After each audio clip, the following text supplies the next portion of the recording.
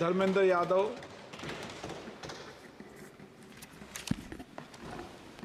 धन्यवाद अध्यक्ष जी। हालांकि हमारी पार्टी का समय नहीं था, बावजूद इसके आपने समय दिया रेल बजट पे बोलने के लिए, उसके लिए मैं आपका बहुत हृदय से धन्यवाद। अध्यक्ष जी, बहुत सारे साथियों ने बड़ी जिम्मेदारी की बात कही, जनरल बोगी बढ़ाने से लेके सफाई से लेके उन सभी चीज़ों के साथ अपने को जोड़ते हुए, चूँकि अध्यक्ष जी मैं आजमगढ़ संसदीय क्षेत्र से निर्वाचित होकर आया हूँ। आजमगढ़ संसदीय क्षेत्र अपने आप में बहुत ऐतिहासिक क्षेत्र है। अल्लामा शिबली नुमानी, कैफ़ी आज़मी, अयोध्या प्रसाद हरियोत से लेके तमाम जो हमारे एक से एक महान लोगों की ये सरजमी रही है। अध्यक्ष जी, आजमगढ़ क्षेत्र अलग अलग विविधताओं से भरा हुआ है। आजमगढ़ के लोगों को जहाँ रोज़गार के लिए मुंबई जाना पड़ता है, वहीं शिक्षा के लिए आजमगढ़ के लोगों को इलाहाबाद और प्रयागराज की ज़रूरत पड़ती है। प्रदेश की राजधानी लखनऊ है, देश की राजधानी दिल्ली है। इसलिए मैं अपनी ओर से अपने क्षेत्र के लिए आजमगढ़ से मुंबई, जो कोरोना से पहले, माननीय मंत्री जी ध्यान दे दें, कोरोना से पहले आजमगढ़ से मुंबई एक रेल चलती थी जो कोरोना काल से बंद चल रही है। हमारा अनुरोध है कि उस रेल को न केवल वो साप्ताहिक थी, उस रेल को हर दिन के लिए शुरू किया जाए, बल्कि साथ ही साथ आजमगढ़ से लखनऊ, आजमगढ़ से इलाहाबाद, जहाँ पे इंटरसिटी से डेली लोग आवागमन कर सकें, आ जा सकें, उसके लिए इस ट्रेन को भी शुरू कराने की कृपा करें।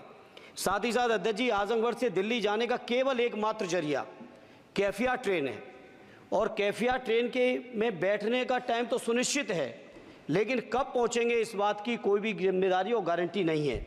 इसलिए मंत्री जी मैं आपसे अनुरोध करूंगा कि आजमगढ़ से दिल्ली के लिए एक नई रेल लाइन, नई रेल ट्रेन शुरू करने की कृपा करें। मैंने जनरल बजट की चर्चा में भी जिक्र किया था, आजमगढ़ से बनारस से बायां आजमगढ़ गोरखपुर तक नई रेल लाइन का बड़ा प्रचार किया गया अध्यक्ष जी। हमसे पूर्व सांसद ने बहुत प्रचार किया कि हमने सैंक्शन करा दिया है, लेकिन उस पर अभी एक भी रुपए की बजट न स्वीकृत है, न उस योजना का स्वीकृत है। सर्वे ज़रूर हुआ है, डीपीआर ज़रूर बनी है, लेकिन उसकी स्वीकृति मंत्री जी और फंड अभी बाकी है। मैं उम्मीद करता हूं कि आप इसको ज़रूर ध्यान देंगे। साथ ही साथ अध्यक्ष जी, आजमगढ़ में जहानागंज से सठियाओं के बीच रेलवे ओवरब्रिज न होने की वजह से घंटों जाम लगता है। इसी तरह से दो जगह और हैं, कुटवा मझगवा, बालीपुर से रानी की सराय, डुगवा कोटवा रेलवे पर अंडरपास की बहुत ज़रूरत है। अध्यक्ष जी एक मिनट और लेंगे।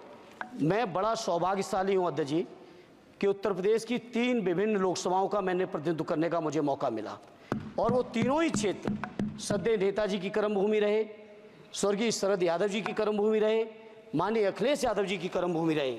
इन तीनों ही क्षेत्रों की अलग अलग मांगें हैं। इसके लिए मैं आपसे थोड़ा सा अनुरोध करूंगा अध्यक्ष जी, जब लालू प्रसाद जी, माननीय लालू जी देश के रेल मंत्री थे, उस समय एक योजना की घोषणा की गई थी इसी सदन में। वो घोषणा थी मैनपुरी से एटा, कासगंज होते हुए बदायूं, बदायूं से संभल होते हुए गजरौला तक नई रेल लाइन की घोषणा की गई थी माननीय मंत्री जी, माननीय लालू जी के समय, और आज तक उसकी घोषणा पे कभी सर्वे भी नहीं हुआ। इसलिए मेरा अनुरोध है, वो पुरानी योजना है। धर्मेंद्र जी आप ये समझो अब कि घोषणा होती थी, कुछ नहीं होता था। नहीं, उसके बाद 10 साल से तो आप भी हैं, 10 साल से ये भी हैं अध्यक्ष जी। ऐसा नहीं है 10 साल से ये भी